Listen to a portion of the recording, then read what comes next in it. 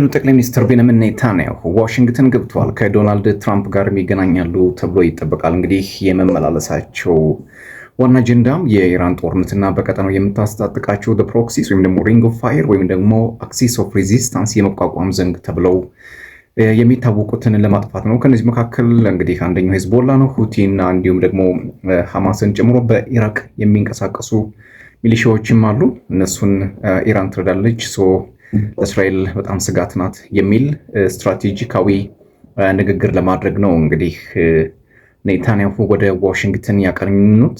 ከዶናልድ ትራምፕ ጋርም ተገናኝተው በዚህ ጉዳይ ላይ ይመክራሉ ተብሎ ይጠበቃል። እንግዲህ ባለፈው እንደሚታወቀው የ60 ቀናት የተኩስ አቁም ስምምነት አሜሪካ ከኢራን ጋር ከደረሰች በኋላ የ60 ቀናት ሜሞሪ ኦፍ አንደርስታንዲንግ የሚባለው ደግሞ የመግባቢያ ሰነዱ ቶታሊ ፈርሷል። ለ13ኛ ምሽት አሜሪካ ኢራንን ከደበደበች በኋላ በርካታ ሰዎች ሙትና ቁስለኛ መሆናቸው ይታወቃል። ኢራን ለዚህ የአጸፋ መልስ በሚል በቀጠናው በሚገኙ የአሜሪካ የጦር ሰፈሮች ላይ ከባድ የሆነ ጥቃት ማድረሷም የሚታወቅ ነው።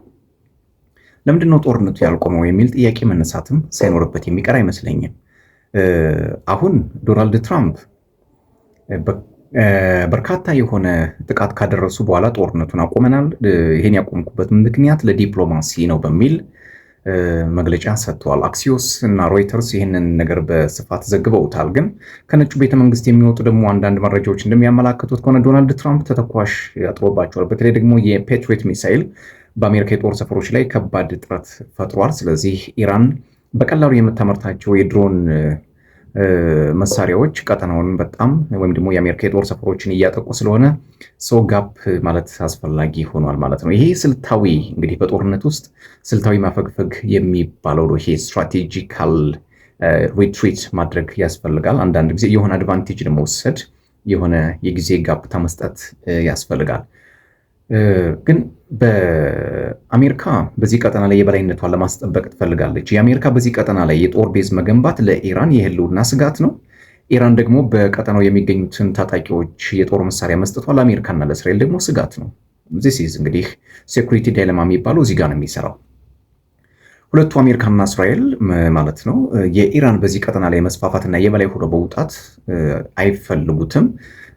ሁለቱ እስራኤልና አሜሪካ ብቻ አይደለም የኢራን የበላይነት የማይፈልጉት፣ በቀጠናው ያሉ ጎረቤቶቿም ኢራን የበላይ እንድትሆን አትፈልግም። ምክንያቱም this is power struggle የስልጣን ሽሚያ በቀጠናው ላይ የግድ አንዱ የበላይ ሆኖ መውጣት እንዳለበት ስለሚታመን ነው። በዋናነት ኔታንያሁ ለምንድን ነው ወደዚህ ቀጠና ወይም ወደ ዋሽንግተን የሚመላለሱት የሚለውን ጥያቄ በደንብ ማወቅ ያስፈልጋል። እንግዲህ ለስድስተኛ ጊዜ ከዶናልድ ትራምፕ ጋር ተገናኝተው የሚመክሩት በምን ጉዳይ ነው? ዋን አጀንዳ ብቻ ነው።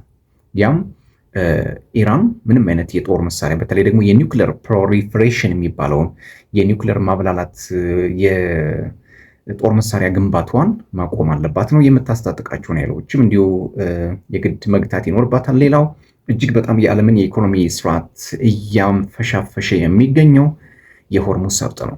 በሆርሙዝ ሰርጥ ጉዳይ ላይ አሜሪካ እጅግ በጣም ቅርቃር ውስጥ ከገባችባቸው አንደኛው ሁኔታ እንደሆነ የሚታወቅ ነው። ዶናልድ ትራምፕ ይህንን ነገር ለማስተካከል አልቻሉም፣ በግልጽ ለመነጋገር ነው። ኔታንያሁ አሁን ዋሽንግተን ይገኛሉ። ሌላው በኒውዮርክ የኒውዮርኩ ከንቲባ ዞራን ማምዳኒ በጣም ትችት አቅርቦባቸዋል። ያው አይሲሲ በኔታንያሁ ላይ የጦር ማዘዣ መውጣቱ የሚታወስ ነው። በጋዛ ጦርነት ማለት ነው። በጋዛ ጦርነት ኦልሞስት ወደ 70 ሺህ የሚሆኑ ንጹሃን ህይወታቸው ማለፉን ተከትሎ ኔታንያሁ ላይ የስር ማዘዣ ወጥቷል። በዘር ማጥፋት ወንጀል ተጠይቀዋል። ነገር ግን እስካሁን ድረስ የኔታንያሁን ክንድ የጨበጠ ማንም የለም። ማይት ኢዝ ራይት፣ ኃይል ርቱዕ ነው።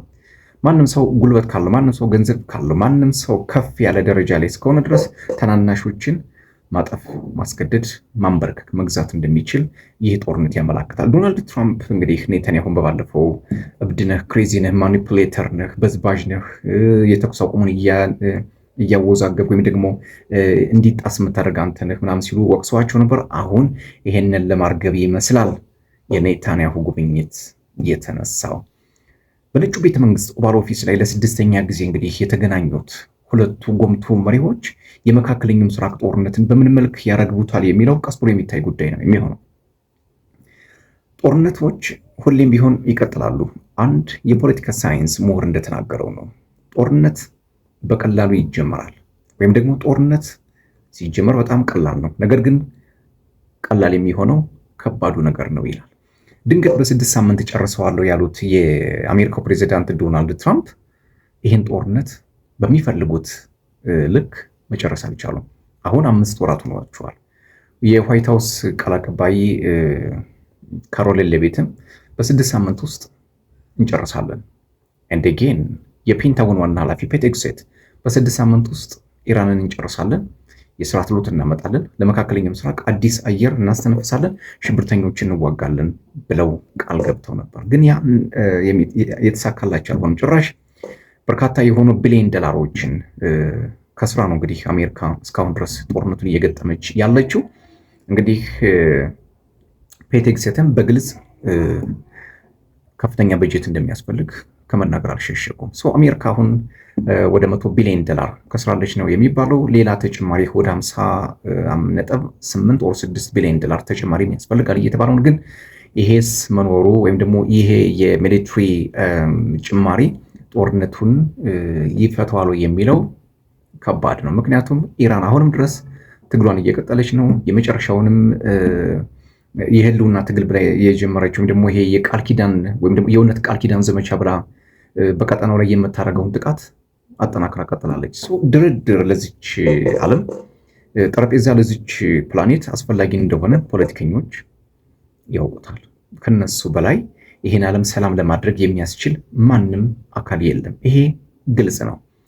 ትላልቆቹ ብቻ ናቸው ትናንሾቹ መቆጣጠር የሚችሉት። ትናንሾቹ ደግሞ ትላልቆቹን መከተላቸው ደግሞ አይቀርም። ስለዚህ የአሜሪካው ፕሬዚዳንት ዶናልድ ትራምፕ እና ኔታንያሁ አሁን እያንዳንዱ የሚወስኑት ውሳኔ በመካከለኛው ምስራቅ ቀጠና ብቻ ሳይሆን በዓለም የፖለቲካ አሰላለፍ ላይ እጅግ በጣም ለውጥ ያመጣል። ሊሰዳደቡ ይችላሉ፣ ሊወቃቀሱ ይችላሉ፣ ሊዘላለፉ ይችላሉ፣ ግን ከልብ አይመስለኝም። ኔታንያሁም እንዳሉት የኔና የዶናልድ ትራምፕ ጠብ ታክቲካዊ ኦር ስልታዊ ነው እንጂ ይሄን ያክል የሚያራርቅን ነገር ኑሮ አይደለም። ምክንያቱም በሄዝቦላህ ላይ ወይም ደግሞ ሄዝቦላን ትጥቅ ማስፈታት የዶናልድ ትራምፕ ዓላማ ነው። በኢራን ላይ የስርዓት ለውጥ መምጣት የኔታንያሁም የትራምፕም ዓላማ ነው። ኢራን የኒውክሌር ባለቤት መሆን የለባትም። ይሄም የትራምፕም የኔታንያሁም ዓላማ ነው። በዓላማ አንድ ናቸው፣ በመንገድ እና በአካሄድ ግን ልዩነት ታይቷል ነው የሚሉት የፖለቲካ ተንታኞች። አሁን ቢቢና ዶናልድ ትራምፕ በኦቫል ኦፊስ ይመክራሉ።